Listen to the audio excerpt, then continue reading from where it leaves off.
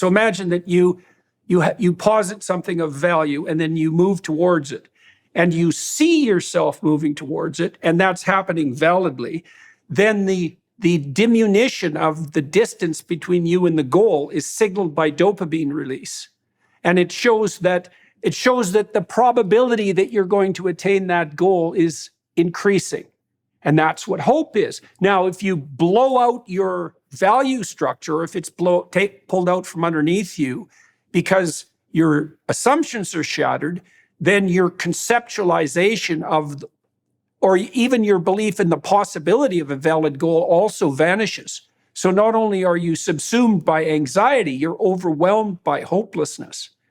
Yes, Right. no, there's no question. I mean, and I talk about that actually in the book, but I don't talk about, I only have a few pages on the neurophysiology of trauma, because you have to remember it was published 30 years ago. So the Right, of research course. was 35, 40 years.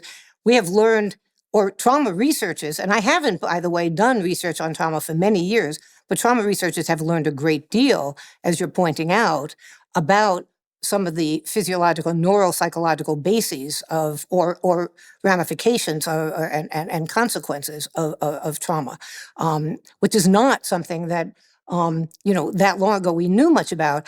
It is interesting, though, that from social psychology, we do think about emotions as signals. I mean, you don't even have to posit the physiology or neuroscience